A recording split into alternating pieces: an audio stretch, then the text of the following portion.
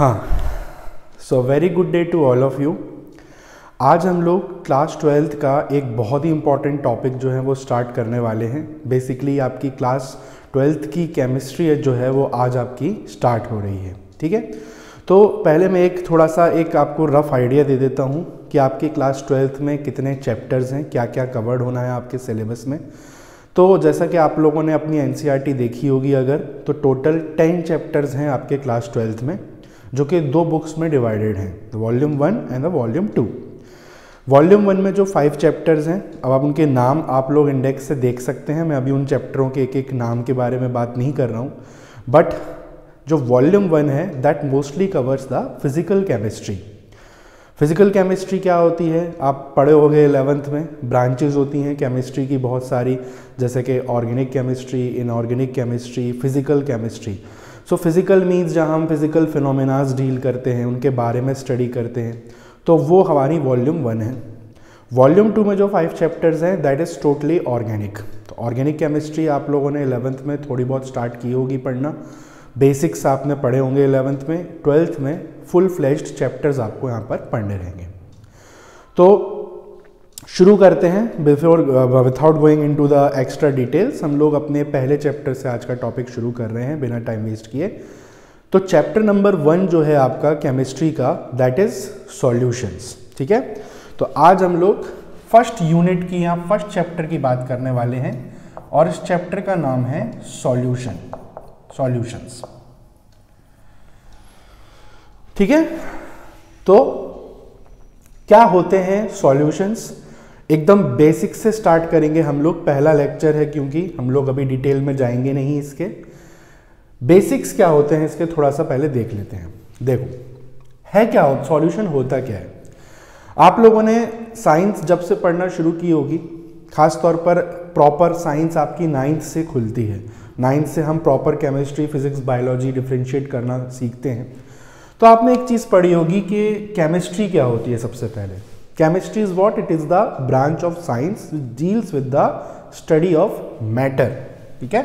Chemistry क्या होती है, वो ब्रांच साइंस की जिसमें हम किसको स्टडी करते हैं, मैटर को। मैटर क्या होता है ये आप सब लोग जानते ही होंगे, anything which has mass and which occupies space, उसको हम बोलते हैं मैटर, ठीक है। अब मैटर जो होता है ना बच्चों, ये अलग अलग तरीके से क्लासिफाइड होता है। जैसे कि एक क्लासिफिकेशन होता है इनकी फिजिकल स्टेट के बेसिस पे, सॉलिड हो गया, लिक्विड हो गया, गैस हो गया।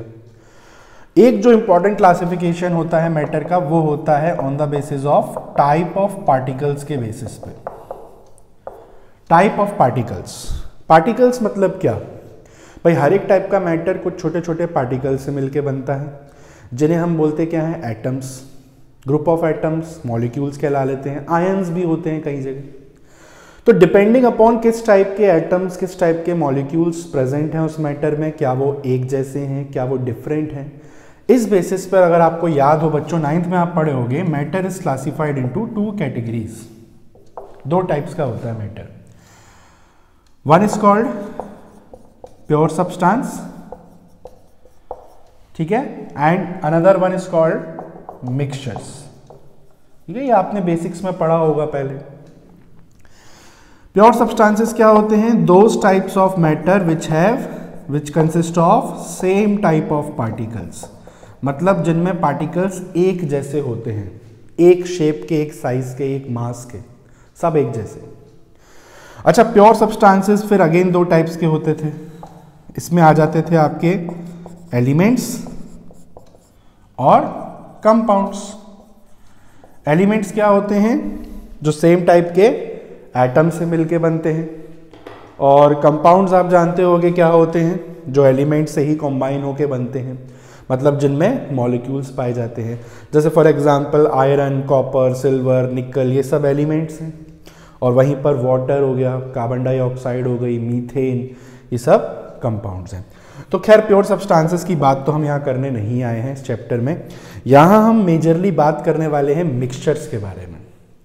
नाउ मिक्सचर्स क्या होते हैं, mixtures are those which are made up of different type of particles, मतलब जिनमें पार्टिकल्स अलग अलग तरीके के होंगे, हो सकता है उनका शेप, साइज सब अलग हो, इनफैक्ट हो सकता है उनकी फिजिकल स्टेट भी अलग हो, कुछ हो सकता है सॉलिड हो, कोई लिक्विड हो, कोई गैस हो, प्रॉपर्टीज भी डिफरेंट होंगी इनफैक्ट उनकी, तो वो कहलाते हैं मिक्सचर्स। अच्छा, मिक्सचर्स को पहले हम इम्प्योर सब्सटेंसेस भी बोलते थे, पर इम्प्योर से हमको ये समझ लगता है कि कोई ख़राब चीज़ है ना, तो इसलिए वो वर्ड ड्रॉप कर दिया गया है, अब हम मिक्सचर्स वर्ड यूज़ करते हैं। अब मिक्सचर्स भी दो टाइप के होते थे, ये सब आपका रिकॉल करा रहा हूँ मैं, या आप लोग पहले पढ़ चुके हो 9th में। There are two types of mixtures, one homogeneous and another one which are called heterogeneous. There are two types of mixtures, homogeneous and heterogeneous.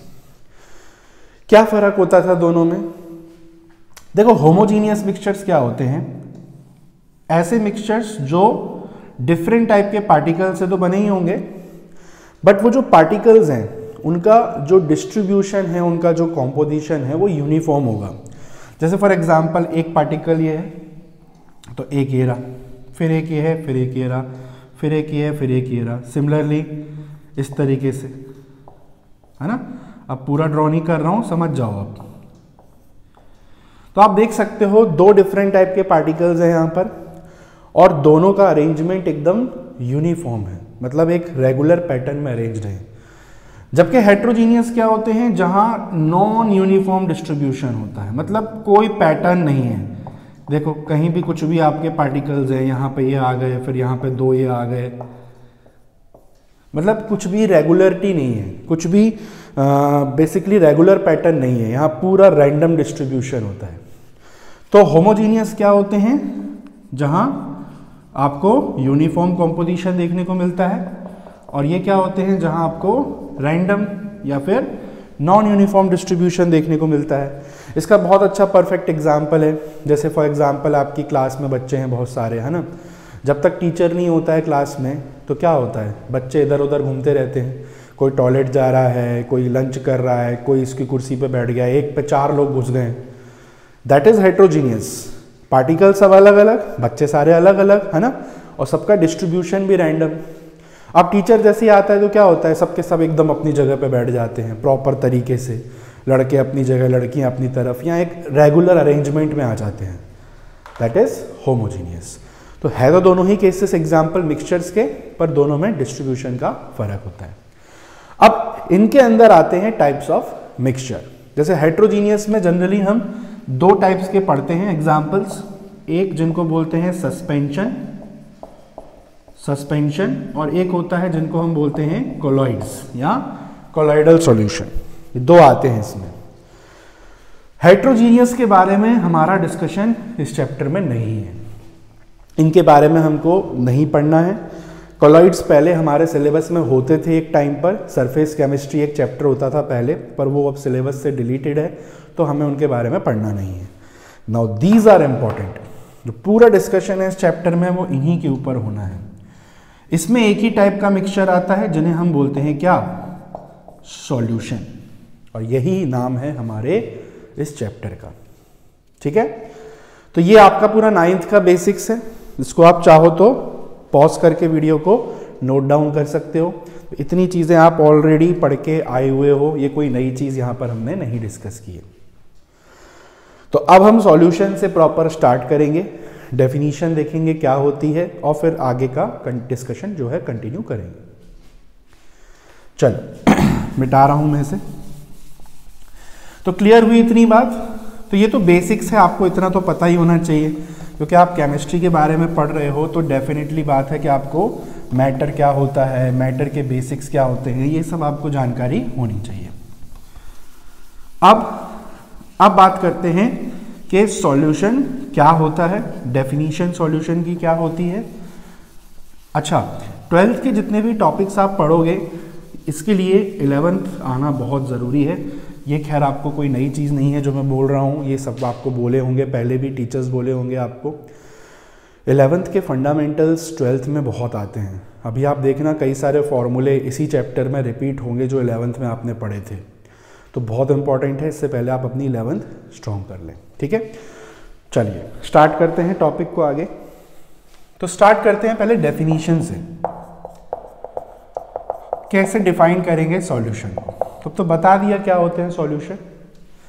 Solution क्या होते हैं? It is a type of homogeneous mixture. ठीक है, क्या होते हैं? एक type के मिक्सचर होते हैं। मिक्सचर क्या होते हैं मैंने आपको पहले ही बता दिया है। और होमोजीनियस होते हैं मतलब uniformly distribution. It is a type of homogeneous mixture having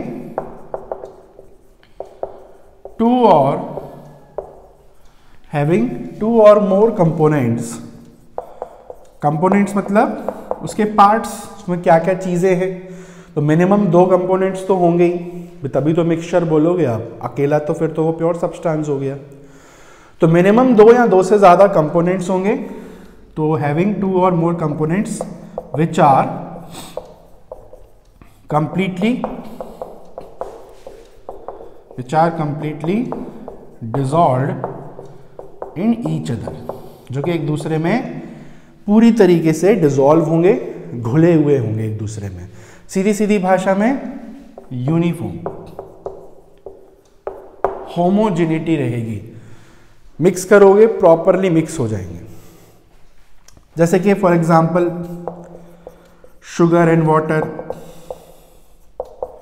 है ना, पानी में आप शक्कर मिलाओगे पूरी तरह घुल जाती है, नजर भी नहीं आती है ना।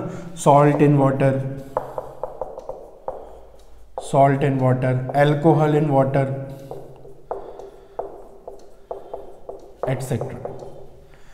तो ये सब कुछ एग्जांपल्स हैं सॉल्यूशंस के।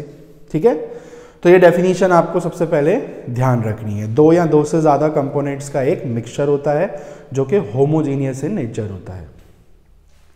क्लियर है? अच्छा, सॉल्यूशंस को हम एक और नाम से भी जानते हैं। Solutions are also known as true solution. ये प्रॉपर सॉल्यूशन होते हैं। अब देखो सॉल्यूशन वर्ड अब और भी बहुत चीज़ों के साथ यूज होता है, जैसे कि कोलॉइड्स को भी हम कोलॉइडल सॉल्यूशन बोलते हैं, वो भी एक सॉल्यूशन ही है। तो सॉल्यूशन और भी बहुत सारे टाइप के होते हैं, पर ये जितने भी सॉल्यूशंस हैं ये ट्रू सॉल्यूशन है। प्रॉपर सॉल्यूशन यही होते हैं। ठीक है, तो इस नाम से भी इन्हें हम कई बार जानते हैं। तो इतनी चीज़ें आप लोग डेफिनीशन में थोड़ा सा आपको ध्यान रखना है। इंट्रोडक्शन हो गया है। अब अगर आपने डेफिनेशन देखी हो तो यहां पर एक चीज आई थी, हैविंग 2 और मोर कंपोनेंट्स। कंपोनेंट्स क्या होते हैं, अब इनके बारे में हम लोग बात करते हैं। तो अगली हेडिंग में लगा रहा हूं यहां पर कंपोनेंट्स ऑफ सॉल्यूशन। क्या क्या पार्ट्स से मिलकर आपका सॉल्यूशन बनता है। तो आइडियल सॉल्यूशन, कोई भी एक सॉल्यूशन होता है उसके मिनिमम 2 कंपोनेंट्स तो होते ही हैं। ठीक है, मिनिमम कितने कंपोनेंट्स होना जरूरी है? 2 कंपोनेंट्स मिनिमम, तभी तो आप मिक्सचर बोलोगे उसे। और ये जो 2 कंपोनेंट्स होते हैं ये क्या क्या होते हैं, ये आपने पढ़ा हुआ है पहले। पहला होता है, इसको हम बोलते हैं सॉल्यूट, और दूसरे को बोलते हैं क्या? Solvent. So there are 2 components of a solution, one is called the solute and another one is called the solvent. किसको सॉल्यूट बोलते हैं, किसको सॉल्वेंट बोलते हैं? तो ये डिपेंड करता है इनके अमाउंट पे। जो कम अमाउंट में होता है उसे सॉल्यूट बोलते हैं, जो ज़्यादा अमाउंट में होता है उसे हम सॉल्वेंट बोलते हैं। जैसे कि आप एक ग्लास पानी में शक्कर मिला रहे हो 1 चम्मच, तो ऑब्वियसली पानी की क्वांटिटी ज़्यादा है तो पानी क्या हुआ? सॉल्वेंट, और शुगर क्या हुआ? सॉल्यूट हो गया, है ना। तो जो ज़्यादा क्वांटिटी में होता है वो सॉल्वेंट होता है, जो कम होता है वो सॉल्यूट होता है। तो यहाँ पे मैं लिख देता हूँ, सॉल्यूट क्या होते हैं? वो कंपोनेंट जो लेसर क्वांटिटी में होते हैं, कम क्वांटिटी में, जबकि सॉल्वेंट क्या होते हैं? वो जो लार्जर क्वांटिटी में होते हैं। ठीक है, सो सॉल्वेंट बोलते हैं। अच्छा, सॉल्यूट्स जो होते हैं they can be multiple. Solutes एक से ज़्यादा भी हो सकते हैं एक सॉल्यूशन में। फॉर एग्जांपल गर्मियाँ आने वाली हैं अभी ठीक है, अभी तो सर्दियाँ चल रही हैं, एंड पे हैं सर्दियाँ, पर गर्मियाँ जैसे आती हैं तो गर्मी में हम कोल्ड ड्रिंक्स पीते हैं, नींबू पानी पीते हैं ना, शिकंजी पीते हैं। तो शिकंजी में क्या क्या होता है? पानी होता है ना, सोडा वाटर जो होता है पानी होता है, फिर उसमें नमक भी डलता है, शक्कर भी डल जाती है, नींबू भी डल जाता है। तो ये नींबू, शक्कर, ये सब क्या है? ये सब सॉल्यूट है, पानी सॉल्वेंट है। तो सॉल्यूट कैन बी मल्टीपल, और ये यूजुअली एक ही रहता है, सॉल्वेंट जनरली एक ही रहता है सॉल्यूशन में। Now another important thing is, देखो सॉल्यूट जो होते हैं ये हमेशा ओवरऑल उस मिक्सचर की प्रॉपर्टी को डिसाइड करते हैं, मतलब जनरली इन्हीं के कारण सॉल्यूशन में प्रॉपर्टीज आती है, स्पेसिफिक प्रॉपर्टी। तो they decides the overall property of mixture. ऐसा नहीं है कि सॉल्वेंट के कारण प्रॉपर्टी नहीं होती, उसकी अपनी प्रॉपर्टी होती है, पर सॉल्यूट्स एक डिस्टिंक्ट प्रॉपर्टी सॉल्यूशंस को जनरली इम्पार्ट करते हैं। फॉर एग्जांपल वाटर आप जानते हो, वाटर में कोई कलर नहीं होता, टेस्ट नहीं होता, है ना, कोई स्मेल नहीं होती। अब आपने उसी पानी में अगर शक्कर डाल दी तो मीठा हो जाता है, वो टेस्ट बदल गया उसका। नमक डाल दिया, थोड़ा सॉल्टी टेस्ट आ गया, है ना। तो ये जनरली ओवरऑल प्रॉपर्टी को डिसाइड करते हैं, तो इसलिए सॉल्यूट्स को निकालना भी बहुत ज़रूरी होता है, इनको कैलकुलेट करना भी आपको आना चाहिए, जो अपनी अगली हेडिंग जो अपन पढ़ेंगे वो उसी में आएगी। सॉल्वेंट की क्या इंपॉर्टेंस है भाई, ये भी इंपॉर्टेंट है। ये क्या डिसाइड करते हैं, they decides the overall phase of solution. ये बहुत इंपॉर्टेंट चीज है, ध्यान से देखना इसे।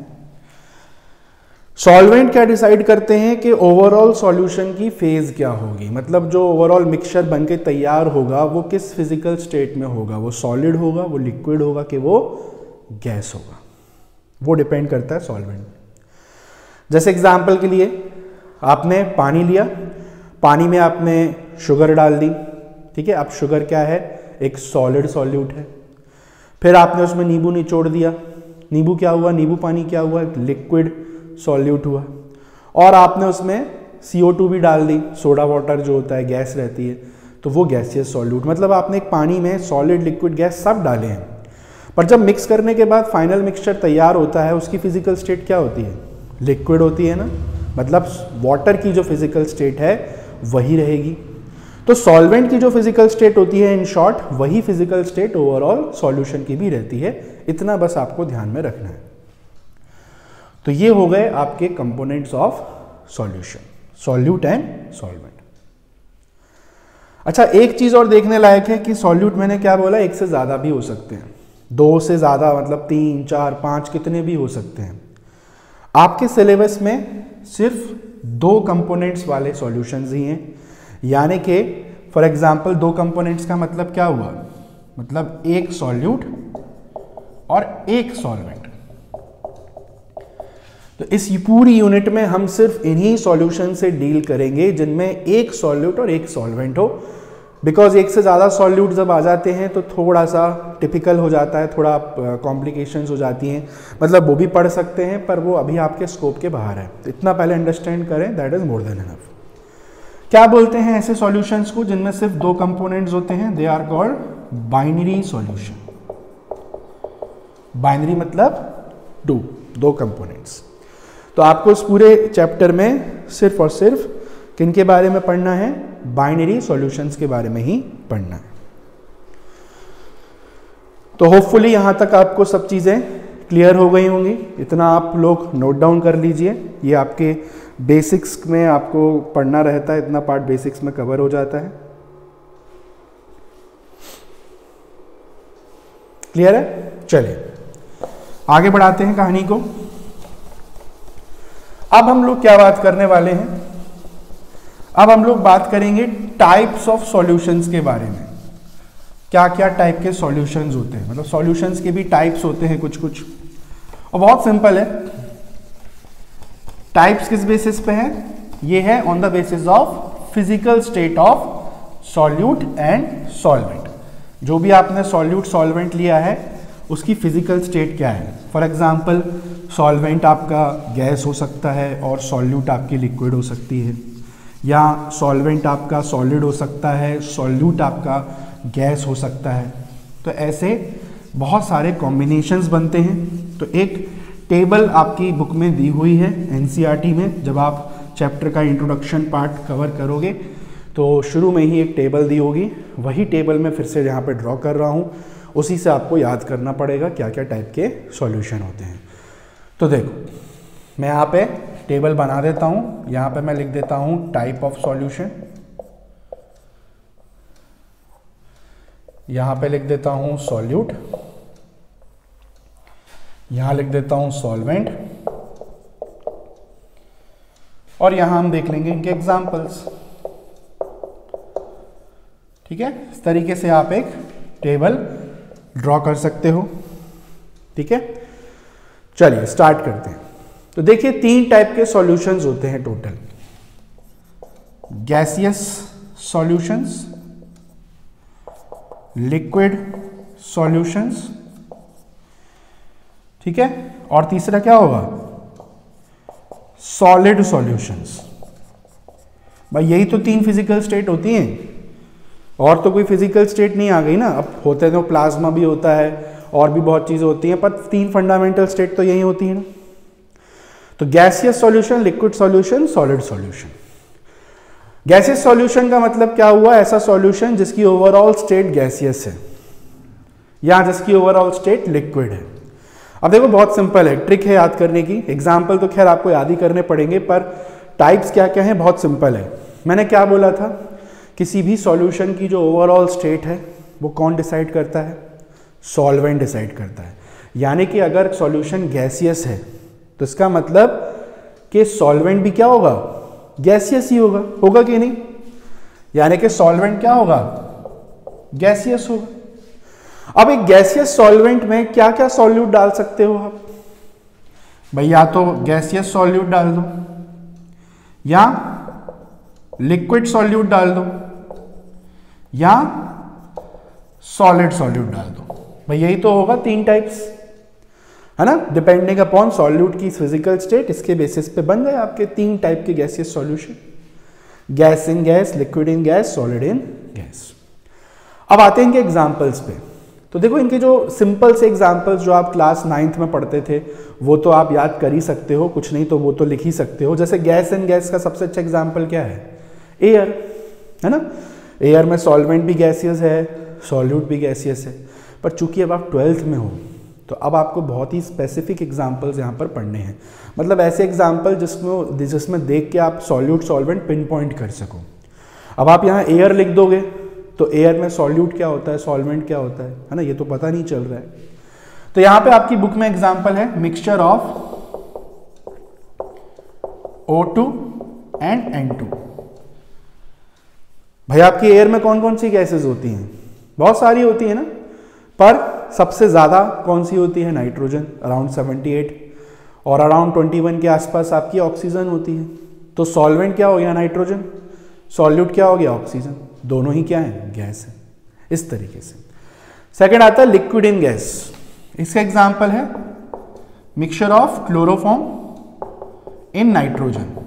Again nitrogen is a gas जो कि सॉल्वेंट है और क्लोरोफॉर्म इज अ लिक्विड। तो ये एग्जांपल हो गया लिक्विड इन गैस टाइप के सॉल्यूशन का। Third solid in gas. Solid in gas का एग्जांपल क्या है, कैम्फर इन एयर, या एयर में कौन सी गैस ज्यादा होती है, नाइट्रोजन गैस ज्यादा होती है। कैम्फर आप जानते हो क्या होता है, कपूर, है ना, दिवाली के टाइम पे हम बहुत जलाते हैं, हवन वगैरह में यूज होता है। तो वो क्या होता है, एक सब्लिमेबल सब्सटेंस है, मतलब डायरेक्ट गैस में कन्वर्ट होकर नाइट्रोजन में डिसॉल्व हो जाता है, जो एयर है उसमें डिसॉल्व हो जाता है। तो ये तो थे आपके गैसियस सॉल्यूशंस, 3 टाइप के सॉल्यूशन। आते हैं नेक्स्ट लिक्विड सॉल्यूशन पे। अच्छा, लिक्विड आपको ध्यान रखना है, आपके लिए इंपॉर्टेंट है। इस यूनिट में ज्यादातर लिक्विड सॉल्यूशंस पे ही डिस्कशन देखने को आपको मिलेगा आगे, ठीक है, तो ये इंपॉर्टेंट है। अब यहां भी 3 टाइप क्या होंगे, पहले मैं ऑटोमेटिकली लिक्विड लिख देता हूं 3 बार। भाई ओवरऑल फेज क्या है, लिक्विड, तो सॉल्वेंट भी क्या होगा, लिक्विड ही होगा, वही डिसाइड करता है। अब क्या 3 कॉम्बिनेशन बनेंगे, gas in liquid, liquid in liquid और सॉलिड इन लिक्विड, ठीक है। यही 3 एग्जांपल्स बनेंगे यहां, gas in liquid, liquid in liquid और सॉलिड इन लिक्विड। अब आते हैं इनके एग्जांपल्स पे। सबसे पहले एग्जांपल गैस इन लिक्विड का, O2 इन वाटर, ठीक है। पानी में आप जानते हो ऑक्सीजन डिसॉल्व रहती है, that is the one of the reason जिसके कारण एक्वाटिक एनिमल सर्वाइव कर रहे हैं, ब्रीथ कर पा रहे हैं अपने लंग, अपने गिल्स के थ्रू, है ना। तो ऑक्सीजन इज अ गैस और water is obviously a solvent. Liquid in liquid, alcohol in water, सबसे अच्छा एग्जाम्पल। अब एल्कोहल में भी कौन सी एल्कोहल? इथेनॉल। एल्कोहल्स बहुत सारी टाइप की होती हैं, पर जो यूज होती है, जो एक्चुअली ड्रिंकेबल होती है, दैट इज इथेनॉल, C2H5OH। तो ये हो गया आपका liquid in liquid. Solid in liquid के एग्जाम्पल, शुगर इन वाटर, है ना। अब अगेन शुगर बहुत सारी टाइप की होती हैं, पर जो सबसे बेसिक शुगर होती है दैट इज ग्लूकोज। तो ग्लूकोज इन वाटर। जो शक्कर हम लोग घर में खाते हैं दैट इज सुक्रोज। तो शुगर्स के बारे में आप पढ़ोगे आखिरी चैप्टर में, बायोमोलिक्यूल्स, कार्बोहाइड्रेट्स हैं, ऑर्गेनिक कंपाउंड है, वहां आप इनको पढ़ोगे। तो ये हो गए लिक्विड सॉल्यूशन। थर्ड आते हैं सॉलिड सॉल्यूशंस। सॉलिड सॉल्यूशन का मतलब कि सॉल्वेंट की फिजिकल स्टेट क्या होगी? सॉलिड होगी। ये चीज तो तय ही है, ठीक है, सॉलिड होगी। ये आपके चेंज होंगे, तो क्या क्या हो गया? Gas in solid, liquid in solid और सॉलिड इन सॉलिड, ठीक है। तीन कॉम्बिनेशन हुए यहां, gas in solid, liquid in solid और सॉलिड इन सॉलिड। चलिए पहला एग्जांपल आता है गैस इन सॉलिड का। कोई सॉलिड हो और उसमें गैस हो। इसका एक बहुत अच्छा एग्जांपल है hydrogen in palladium. Hydrogen in palladium. Palladium एक मेटल है जिसके सरफेस पे बहुत सारे पोर्स होते हैं, स्पेसेस होते हैं उसके अंदर, और उन स्पेसेस में आपकी हाइड्रोजन गैस है वो ट्रैप्ड हो जाती है। अब ये इतना इंपॉर्टेंट क्यों है एग्जाम्पल? ये जो बच्चों आप देख रहे हो ये एक्चुअली में एक कैटलिस्ट है। जब भी हम किसी ऑर्गेनिक कंपाउंड में हाइड्रोजन से उसकी रिएक्शन करानी होती है हमें, तो हम इस कॉम्बिनेशन का यूज़ करते हैं, क्योंकि हाइड्रोजन पैलेडियम में ईजिली ट्रैप हो जाती है, तो उसको इधर से उधर लेके जाना बहुत आसान होता है, बिकॉज हाइड्रोजन गैस है। गैस को आप इधर से उधर मूव नहीं करा सकते ईजिली, है ना। नेक्स्ट आता है लिक्विड इन सॉलिड।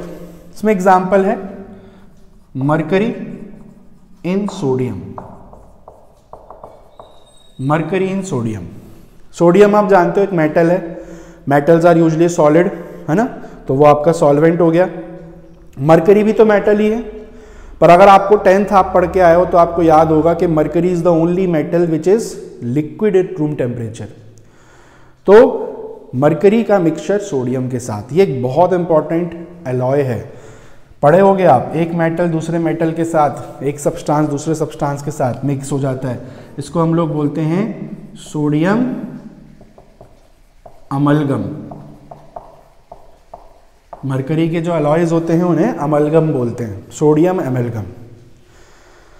आखिरी फाइनल एग्जाम्पल क्या है? Solid in solid. तो इसमें भी आपके अलॉयज ही आ जाते हैं, जैसे कि for example copper in gold.